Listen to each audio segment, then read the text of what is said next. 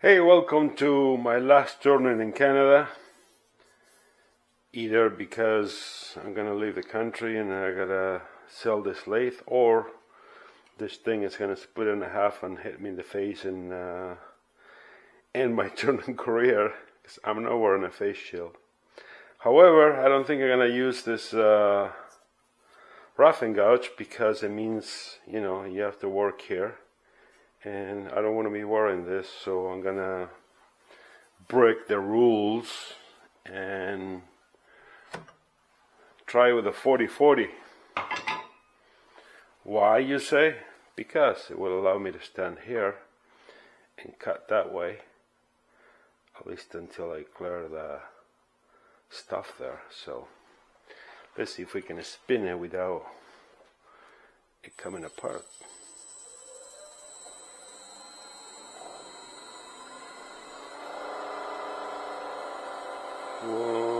1600. Let's see how this works.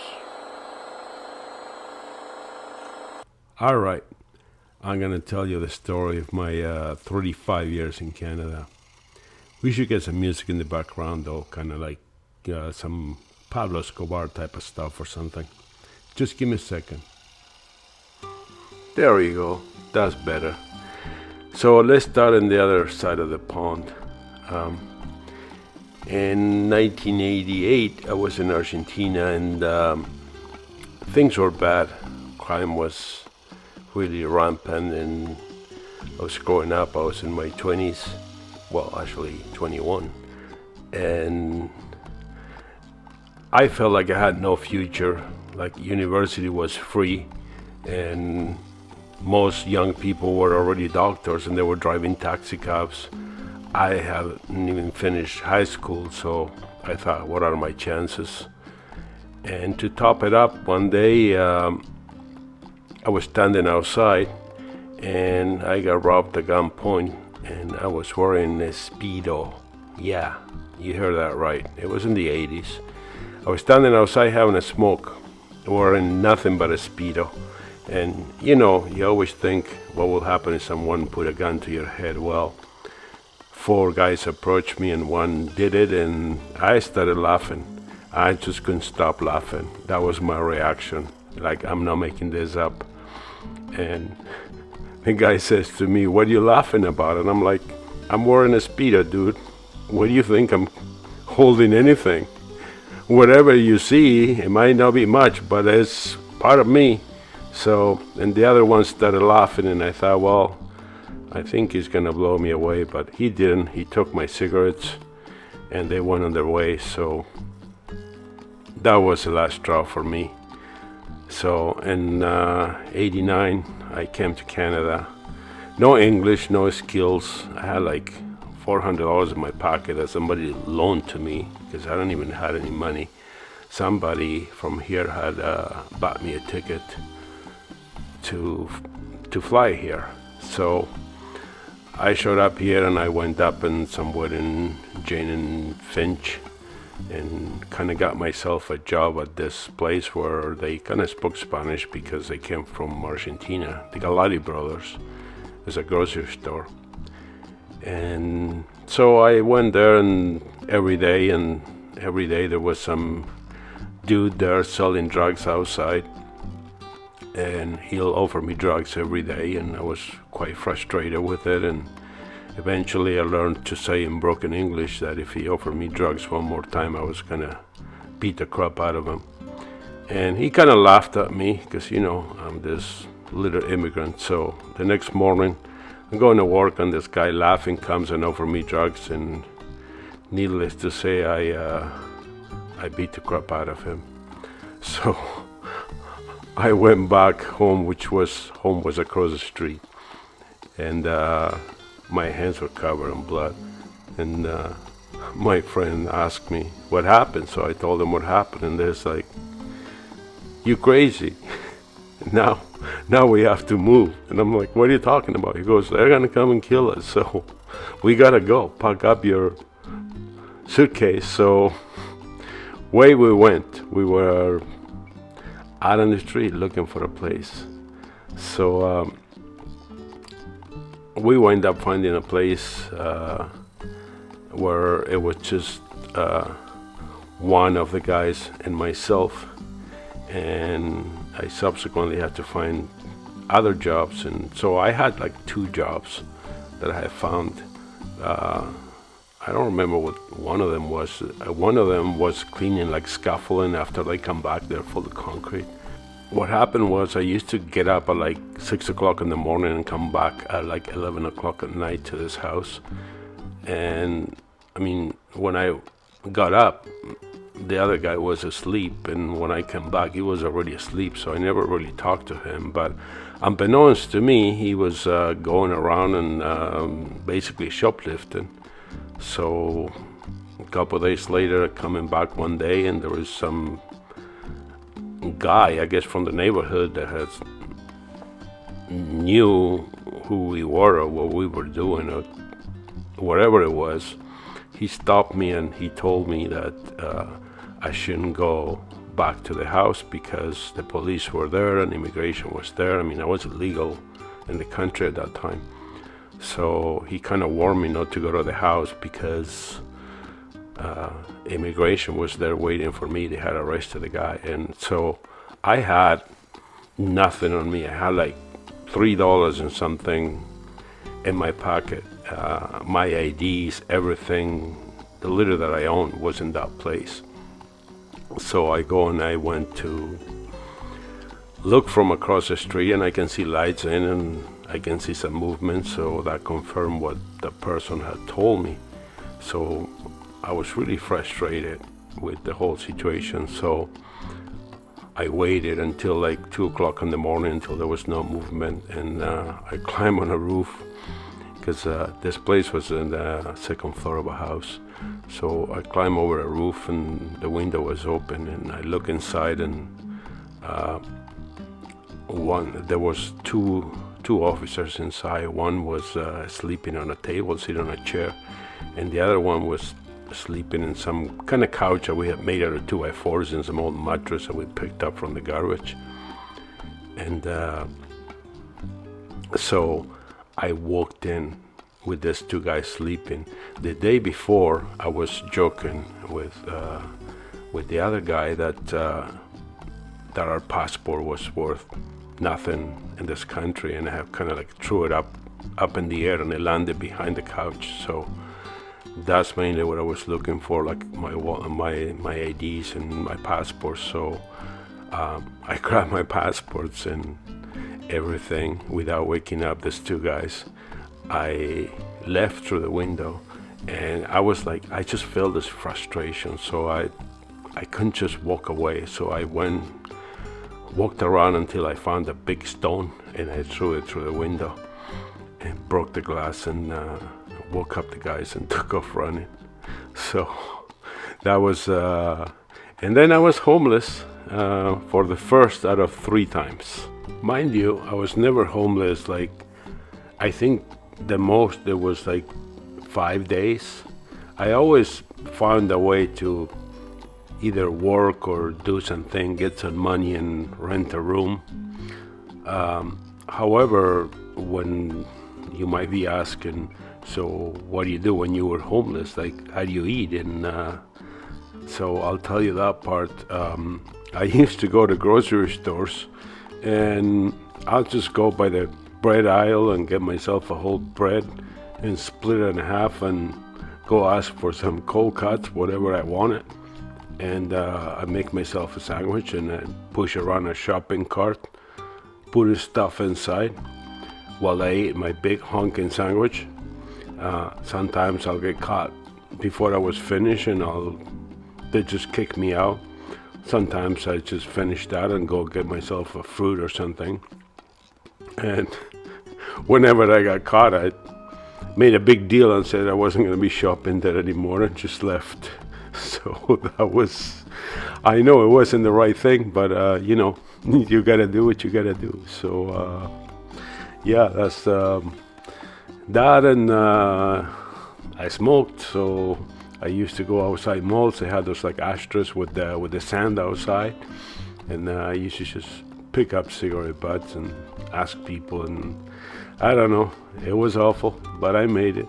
So after that, I went through a period where I was like really like love-hate relationship with Canada, because I was like really frustrated. I mean, like no one owed me anything, no one called me here, and I always understood that. I understand it today, but I was really frustrated, and so I started playing a game with immigration that was looking for me, and I used to phone them up, tell them who I was and where I was, and wait for them to show up and have them chase me. And it was a cat and mouse game. I kind of like enjoy. I kind of wanted them to deport me, but at the same time, I wanted them to earn it. So I just keep screwing with them, and they arrested me 3 times. I skipped 3 times.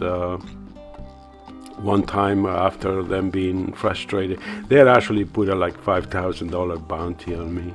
And one time I phoned, and it was somewhere in the West End, and they used to show up with a car, one of those old Chevrolet Caprice, and there'll be like 2 guys, and they'll have a picture of me that they have taken from my house to try to ID me, and then, you know, chase me, because they had to figure out who they had to chase whenever they got there. So there's one time they kind of, because I outsmarted them a few times and they were quite frustrated, so they show up like 2 cars, and there were like 4 guys, and they were like they kind of had me that day. But so I run into a grocery store, right through the store, right through the back, and there was this like garbage chute where they put like all the recycling stuff, and I just threw myself through it and landed in this garbage bin that, unbeknownst to me at that time, it was a compactor, but it wasn't on, so I just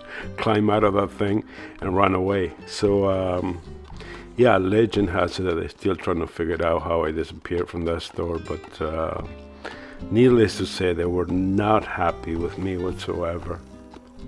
So I will get jobs here and there, and I did a million different things. Didn't last long because I lied my way through whatever, and then eventually they figured out that I was illegal in the country, and they will fire me. So I wound up homeless again. And one time I was like sleeping in the street around Eastern and Parliament behind some shop, half a block from the Toronto Sun, ironically, where I wound up working eventually.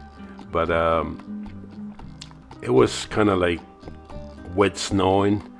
It was like really cold and awful, and in the middle of the night, and there's some dude with a Camaro, kind of like his car died in the middle of the intersection, and he had the hood open, trying to fix it up. And like, I didn't know much about it, but I thought, I'll walk over there and see if I can help this guy.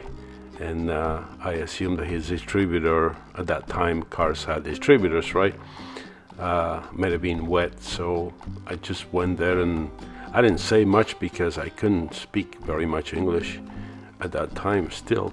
So I kind of like took his distributor and blew on it a couple times and put it back and told the guy to start the car. And he started the car, and he's like, "Oh, thank you," he's saying to me in kind of like broken English. And I'm like, I'm Spanish, I don't speak English. And so he starts talking to me in Spanish. He goes, "Hey, why don't you say so?" So anyways, the guy's, he was from Uruguay. And so in Spanish now, he says to me, "Hey, thank you." You know, he goes, "I'll give you a ride home where you live." And I'm like, I hate to tell you, but I kind of live here. He's like, "What do you mean here?" I'm like, "There, I'm sleeping behind this shop." And he's like, "You can't do that." He's like, and I'm like, "Well," I don't know where to go. So he's like, "You're coming with me." So anyways, he took me with him to his house, and he didn't know who I was, but he was like renting a place, and he had a job here. So he took me to his house. He told me where to sleep. He goes, "There's food in the fridge." And he had to get up early in the morning to go to work, and he says to me, do you have any money to like take the bus to go look for a job or something? And I'm like, no, I don't have anything. So this goes back like 30 something years. So he left me $10, and he went to sleep. When I woke up in the morning, he wasn't there. So I walked around, and instead of taking the bus, all I knew is that when they look for, when they wanted to hire somebody, they put these signs that said help wanted on the window. So I just looked for those signs and kind of walk in and try to figure out how to talk to them to try to get a job, but I couldn't find any, so I started just walking everywhere. And eventually I was hungry, but I don't wanted to eat his food, so I had this idea that I was gonna go to there was a No Frills there, a Young and Finch was around where this was. So I went inside the store, and I figured I'm just gonna eat some stuff until they kick me out, and that'll be the end of it. So I went inside, and as I was looking around, I thought, maybe I ask if they have a job. So I asked for the manager, and so they took me to the back and to talk to this Greek dude, and he says to me, they had a couple of people there that spoke Spanish, so they helped me translate. And so I told him I was like looking for a job, and he's like, we don't have any jobs here. And so I was kind of like, hey, we're like standing in the back, there's like big beans, like those green things where they usually full of watermelons inside, like a grocery store. There was one full of oranges. So I said to the guy, I said, can I have an orange? And he's like, well, you hungry? I'm like, yeah, I haven't eaten anything. He's like, sure, no problem, have an orange. So I grab an orange and start to dig my fingers in, and so he handed me one of those like produce knife that they use to like clean up the produce. So I peeled this orange, and I mean, I don't know how to describe this, but I can peel an orange basically really fast, and it's all in one piece. So basically you can put it back together, and I mean, I don't know. Everyone in Argentina did that. I learned that when I was like 5-6 years old, and most kids in Argentina can peel an orange like that. So, but he was quite impressed with that, and he wanted to show other people. So anyways, to make a long story short, I wound up eating like 8 oranges because they just wanted to watch me peel this stupid oranges. So then he says to me, do you know anything about produce? You know how to clean them up and stuff? And I'm like, yeah, we had a garden and we used to grow stuff back home, blah, blah, blah. So he says, why don't you come back tomorrow, and I'll give you a job. So next thing you know, I was working in No Frills. So I was working part-time, and at that time part-timers used to get paid cash, so I didn't have any problems. But I got the hang of what I was supposed to do really quick. So and the guy was like really impressed with me, and he really liked me. So he sat me down in his office and says to me, listen, I want to make you full-time, and I'm going to give you a raise, and I'm going to make you produce manager for the store. And I'm like, oh man. So I told the guy that I was illegal in the country, and man, did he ever freaked out. He just got up and just punched his desk, and I'm like, I'm sorry. And he says to me, it's not you.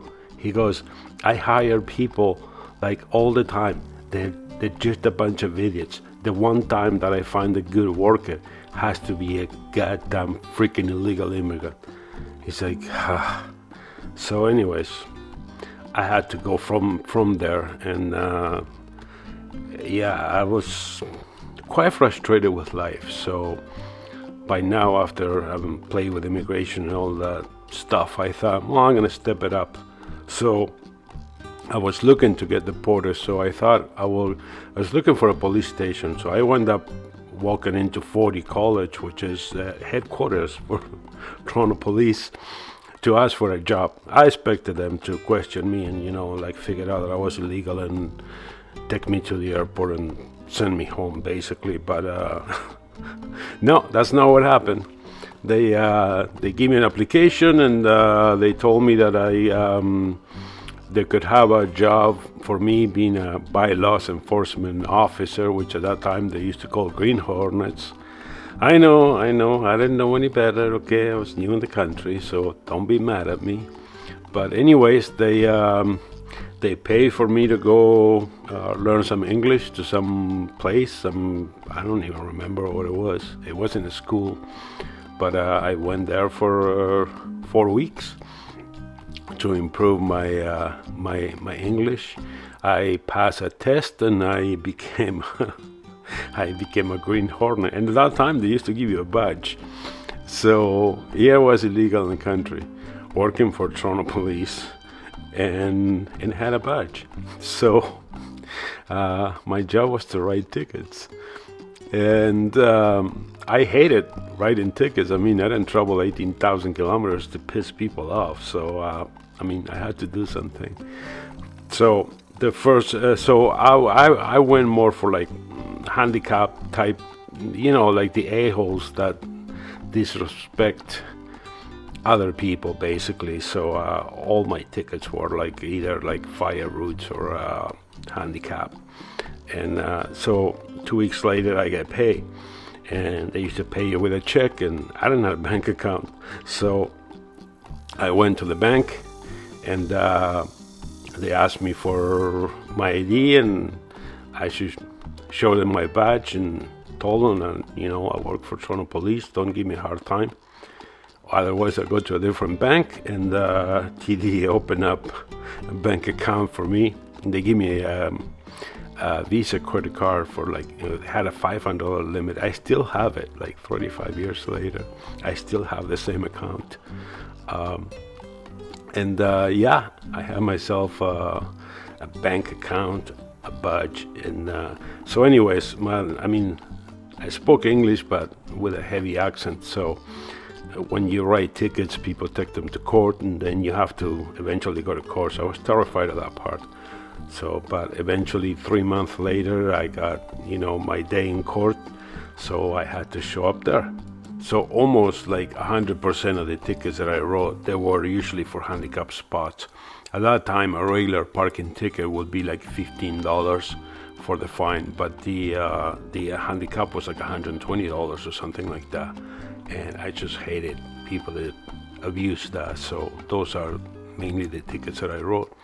So I show up in court, and there were 24 cases in the docket, and they were all mine. The whole courtroom was just me. I was terrified to having to talk one time. Basically, you have to go up there as the officer and say, in such day I observed blah, blah, blah, and I decided because of this and that, and I give him a ticket. And the person can defend themselves or not, but anyways. So this went on for a couple hours. Every time I stepped up, there was blah, blah, blah, and the judge says, case dismissed, case dismissed. Every single person that went to court walked away with the case dismissed. And I was wow. I was just thinking to myself, why am I doing this? What's the deal? I was frustrated, and I was just kind of head down, started to walk away from the courtroom, and the judge says to me, hey, Mr. Fancy. I'm like, yeah, what? He's like, where are you from? And I say, I'm from Argentina. He goes, I'm from Argentina too. He says, come over here, I won't talk to you. And I'm like, wow. So I go over to the bench, and he says to me, listen, I want you to understand something. This is like a big wheel, and that big wheel has to keep rolling. I understand that you seem frustrated because everyone got off. And I'm like, yeah. I said, why am I going out there being the bad guy, and then people come here and walk away laughing? He's like, well, he goes, here's the deal. Every one of those people should have been fined, and for that matter, they should have to pay the court fees. But if we charge everyone that came to court, people will stop going to court. They will just pay the ticket. And that means that, everyone that you see around here working won't have a job. So we have to keep our jobs going. And he says to me, do you understand? And I'm like, yeah, I understand. I say, I understand that the whole thing is a joke. Everything is about business. I say, I'll tell you what. I say, I'm going to quit my job tomorrow. And I promise you this, I will never respect the law in this place for as long as I'm here. And I know what you might be thinking right now, but that's the way I felt. And I still feel that way, believe it or not. So that was so far what was going on. I started to get the hang of everything. I got myself a girlfriend, had this Italian girl that I've met that eventually became my first wife. This Italian family, by the way, helped me so much. I wouldn't be what I am if it wasn't for them. They took me in like if it was one of their own. I can thank him enough for it. But anyways, moving on, after when everything was kind of stable, I thought, I didn't talk to my family. My mom back home was worried sick about what was going on with me because, things were awful here. I wouldn't communicate back home, so they don't know if I was alive or not. So I just wanted my mom to not suffer so much through that. So I thought, she knew that I would lie if things were bad. So the only way that I could prove to her that things were okay with me here would be to bring her. So I bought a plane ticket and I brought my mom over, and I bought a car. I had a Ford Tempo, and coming back from the airport, my idea was that we were really poor back home, so I wanted my mom to be here for 2 weeks. So I had gone and bought a camera, a 35 millimeter camera, blacks. And I didn't even know how to use this stupid thing. So I bought couple rolls of film and a camera. And I thought, for the time that she's here, I'm gonna take her everywhere, take pictures, and have them process and print the pictures, because it was film at that time. And when she goes, she can take all the pictures and the camera. So, and the way back on the Don Valley Parkway, the traffic came to a full stop, and people were getting out of their cars, and no one knew what's going on. So I said to my mom, hold on a second, I'm just gonna go see what's going on. So I walked out of the car, and there was this car that had gotten over the guardrail and down an embankment, and it was upside down, and there were firefighters rappelling down there with ropes trying to rescue this guy. And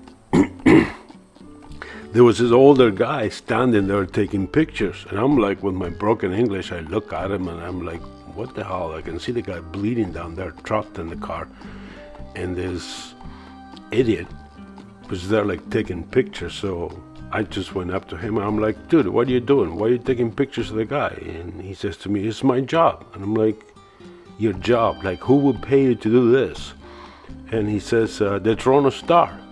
And I'm like, wow, unbelievable.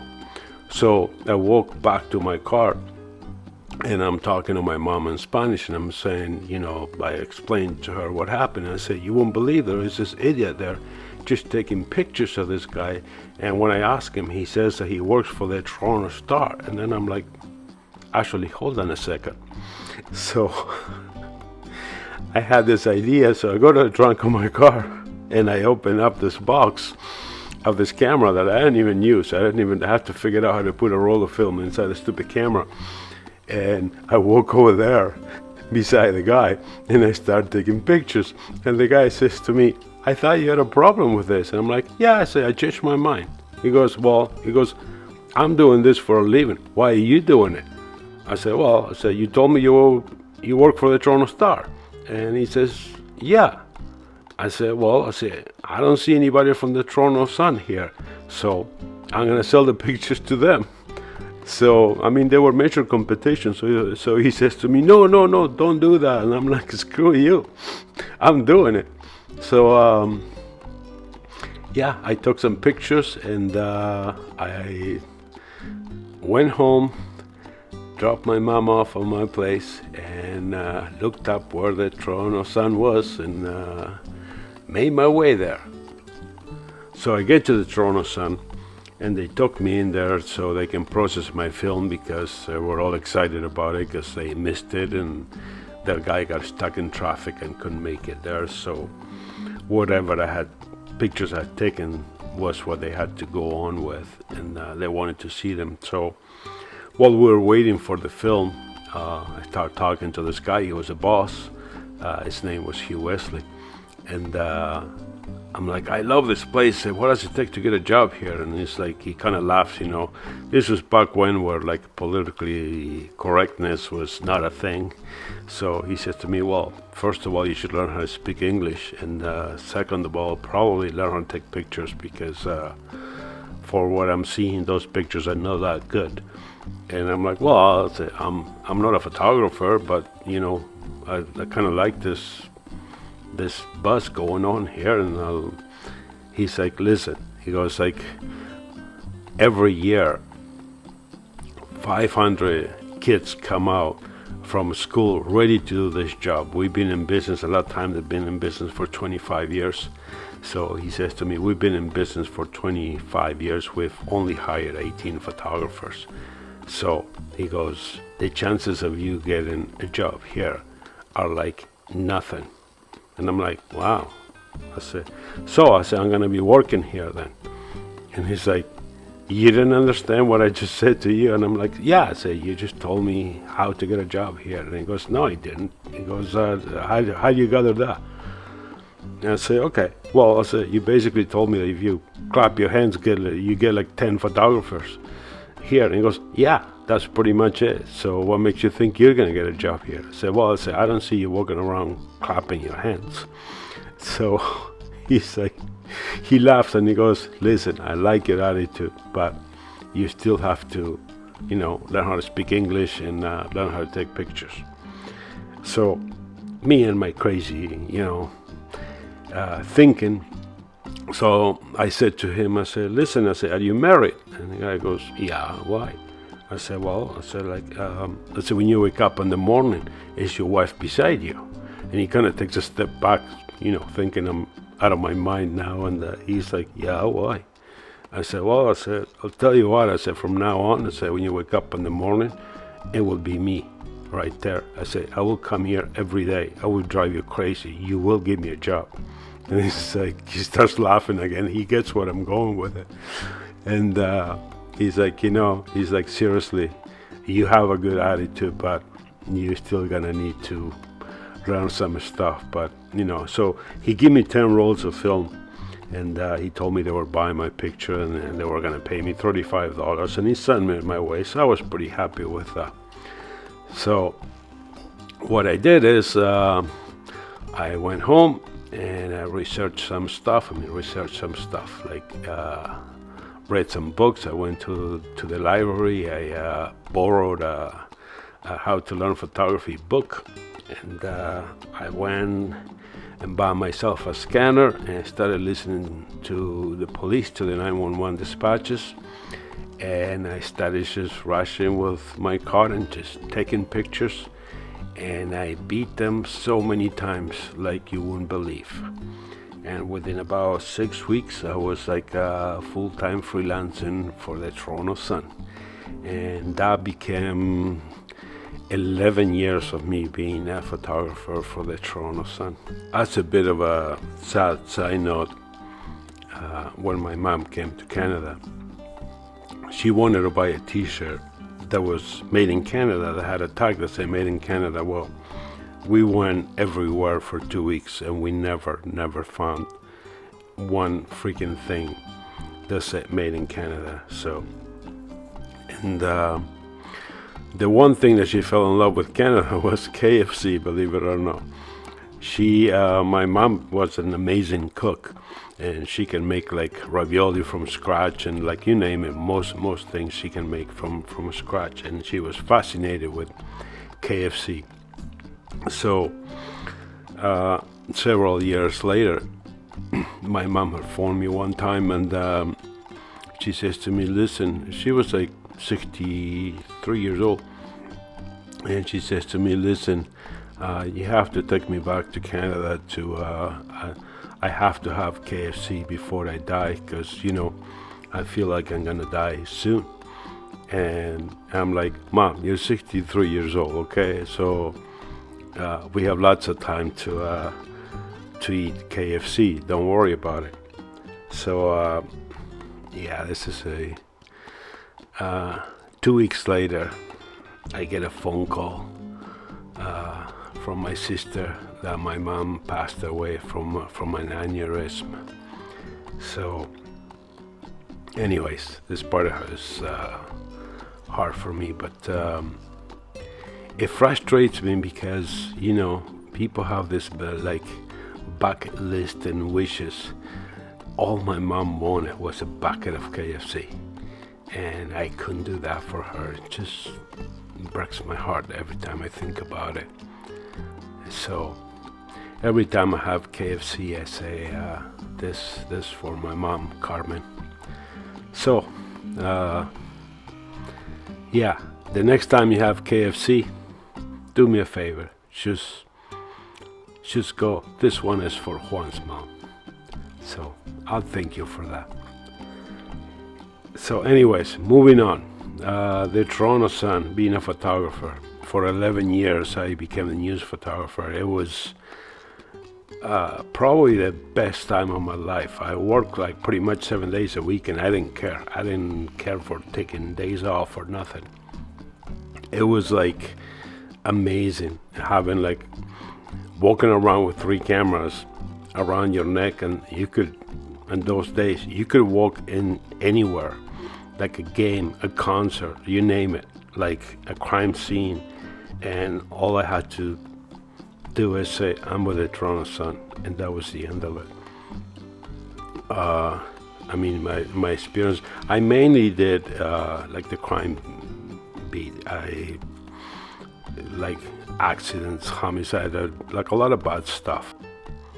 And speaking of bad stuff, since you get a sense for my attitude by now, yeah, that carry on into that too. So I became very good at the crime beat, because you just show up to these places like photographers and cameramen from TV stations, and the police used to go, "Hey, don't go here, don't go there, and I won't be taking pictures of that, don't shoot this." And they used to listen to them. And me, I was fresh off the boat immigrant. I didn't care about nothing. I had a different attitude, and to me, it's like I used to show up to these places, and cops will go like, "Hey, don't take pictures of that," and I'm like, "Hey, you see me telling you who to arrest?" And they go, "No." I said, "Exactly." I said, "So don't tell me what to do." So I developed this attitude, and I just don't listen to them, between the thing that you heard before about the court. So I had no patience for anything that they had to say, so I did whatever I wanted. Just to give you an example, one time there was a call on Queen Street for the fire with supposedly people trapped inside, and I show up there along with the first police cruiser, and 2 cops get out, and the cops are, they know how to deal with crime, but they don't know how to deal with fires, because they're humans.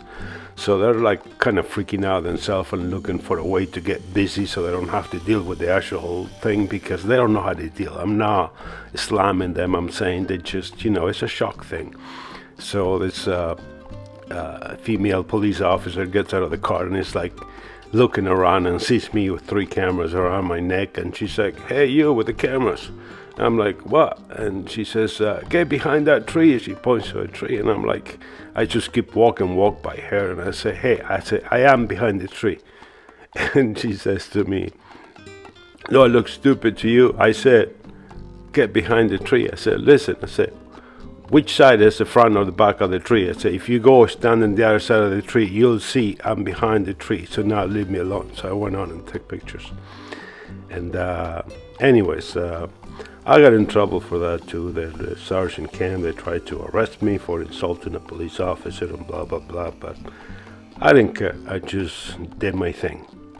The funny thing about it was that my peers in competition thought that, you know, I had every cop in my pocket and that's why I got this amazing shots and blah, blah, blah. But the truth is, cops didn't like me at all. They hated me, but they just didn't know how to deal with me. So after a couple of weeks of me doing what I was doing, because it's like, as much as a big city, it's a small town, and you know, everybody like within the police is it's a small community.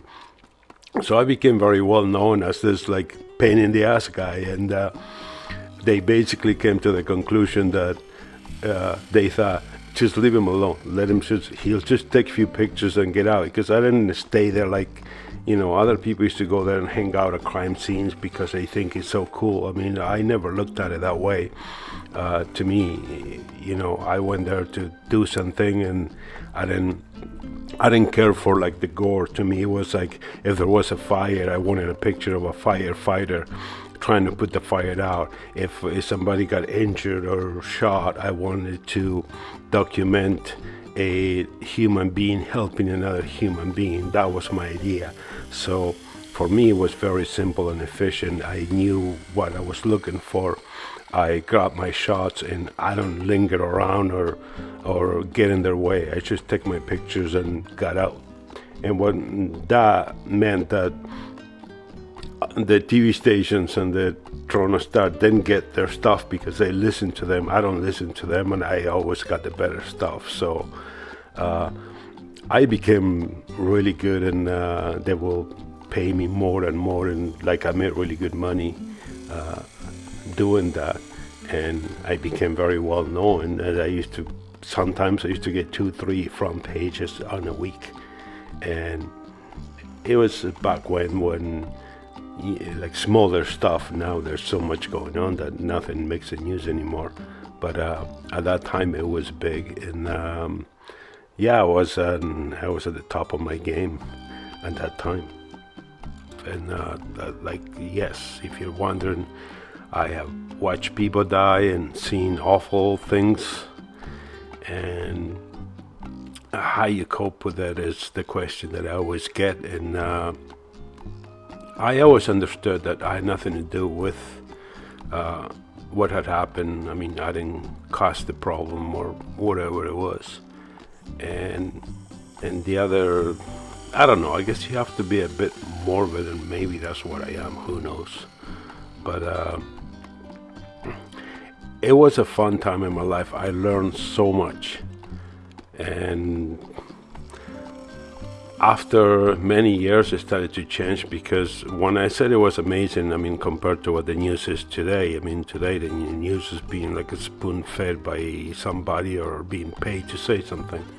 So at that time, we were truly the source of information. I mean, when people called 911 because a homicide happened, I was listening. I'll be there most times before the police. Then later on, they called the homicide detectives, and they knew that I was there from before the police, so they knew that I have seen who was around when I showed up. So they used to come and they used to ask us who they should be interviewing and stuff like that. We were truly the source of information. But then the internet kind of came along, and that started to change. It went from, I was describing it like, you know, like you have a bakery, you own an oven, you get flour, you make bread, people come and they buy it, so you're the source. And when the internet came along, whenever something happened, reporters will go to the internet to see what was there, and then kind of like write something from it. So now it's kind of like you sold your oven, somebody else has the oven, so they're making the bread, you're just buying the bread from them and reselling it, which means that eventually the end user is going to figure out that you know the source and wind up there. So I quit. I quit photography and I quit the Toronto Sun and went to the start of a TV station that was Toronto One. That was a whole other nightmare, which eventually became Sun TV. When I went to quit my job, I remember my boss says to me, "Are you crazy? Like, we have been in business so many years, and people will pay to have one of these jobs. Why will you be quitting?" And I said, I'm quitting because the thing with the bakery in the oven. And I said, like, we're no longer the source of information. And he says to me, "You're like some crazy Mexican. I don't know what your deal is, but." He's like, "So you think that the media is dying?" I said, "Yeah." I said, I mean, even today the media is still there because it's being propped up by the government. So now it's just a propaganda machine, but that's a whole other kind of worms. I say, I don't see this to be a viable business, so I'm gonna go work on TV. And he's like, well. He says to me, "If you think that the media is going to die, TV is also part of the media." I say, "Yeah, but they do video, and I want to go work there so I can learn everything that there is about video, because I believe that as the internet grows, when the internet becomes fast enough for video to flow through it, video will become a way of communication." And boy, was I right. So, anyways, way I went to Sun TV. It was Toronto One. Then it got bought out by the Toronto Sun, so I went up back on the payroll of the Toronto Sun. And I did that for 7 or 8 years. And then I got laid off. Then I was in my second marriage by then. And my wife decided that she wanted a divorce. So we got a divorce, and I wound up renting a studio. I didn't know what to do at that time. It's a bit of a slap in the face because I kind of got laid off in a short period of time. I mean, weeks. I got diagnosed with cancer. I'm clear, by the way. I don't even have the right to say it. I got diagnosed with cancer because of circumstances of a team just being there. For 2 days, they offered me that if I didn't eat until the next day, they will actually operate on me the very next day. So I was like diagnosed, operated, and cleared within 72 hours. I mean, I still have to go through the whole process of the 7 years of checkups and everything, but anyways, I don't talk about it because I feel like I don't have the right to say I had it. I mean, I got away pretty easy, and I'm still smoking, so I'm a hypocrite. So anyways, where were we? What was I lying about? Oh yeah, the getting a divorce thing. So I had to walk away from the house we were living in. I signed it over and signed over custody of my son. And I rented a commercial unit and set up a studio and kind of lived there even though I wasn't supposed to. And, try to survive. So I started a production company, shooting video, like corporate video, and doing videos for small businesses and stuff like that. I struggled for a couple of years. Met my girlfriend Kim while I was there, which we're still together like 14 years later.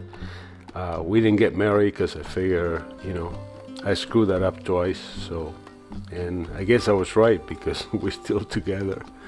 And yeah, one day I did a video of a house for sale. I mean, at that time there were no drones, no electronic gimbals, so I kind of put a camera on top of like a steering wheel with a mount, and I walked around the house, and I made a video for somebody. I put some music, and the next day I get a phone call from a real estate agent, asking who was the guy with the flying camera. I'm like, well, I say some Mexican walking around with a camera. It's not a flying camera, but I always claim to be Mexican for some reason. I don't know. I just find it funny.